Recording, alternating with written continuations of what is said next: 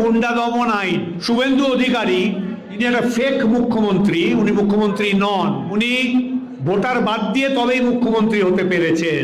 উনার যারা মালিক আছে তারা গত 6 বছর ধরে উমর খালিদকে জেলে রেখে দিয়েছে। 2000 দিনের বেশিও বিচারাধীন জেলে আছে।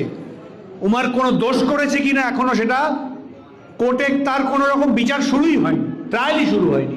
আর এই আইনটা যে করতে চাইছে, আর ইতিহাসটা শুনুন, ব্যবসাদারদের কাছে পয়সা নিয়ে সোহরাবুদ্দিন শেখকে গুজরাটে গুলি করে মেরেছে, সে করবে গুন্ডা দমন আইন। সোহরাবুদ্দিনের স্ত্রী কসার বিকে গুলি করে মেরেছে, সে করবে গুন্ডা দমন আইন। তুলসী প্রজাপতিকে গুলি করে মেরেছে, সে করবে গুন্ডা দমন আইন। সাদিক জামালকে গুলি করে মেরেছে, সে করবে গুন্ডা দমন আইন। ব্যাপারটা বুঝুন, এই নামগুলো থেকে বুঝুন। আসলে যেটা বলেছেন সুজাতদা, যে একটি বিশেষ ধর্মীয় সম্প্রদায়কে দমন করে রাখার জন্য এই আইন। তারা রাজনৈতিকভাবে বিরোধ করে আরএসএস বিজেপির, তাদের কোণঠাসা করে জেলে ভরে রাখার জন্য এই আইন। তাই এটা গুন্ডা দমন আইন নয়, এবং সত্যিকারের গুন্ডা দমন করার জন্য এদেশে যে আইনের ব্যবস্থা আছে সেটা যথেষ্ট আছে। তাই পশ্চিমবঙ্গে গুন্ডা দমন আইন মানে কি? বিচার ছাড়া জেলে ঢুকিয়ে রাখবে তো?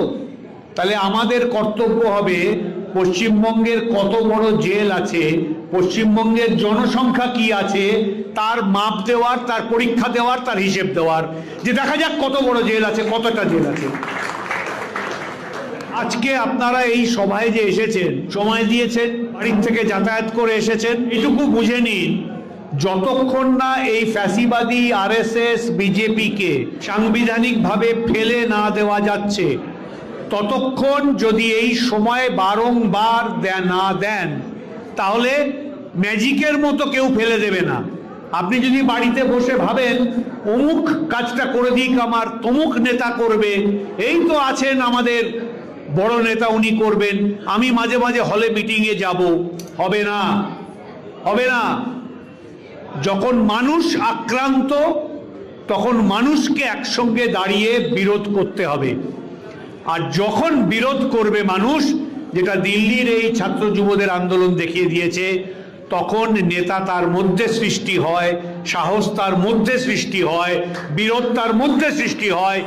এবং আমি এই আমার জীবনে দ্বিতীয়বার দেখলাম সরকার পিছু হাঁটে।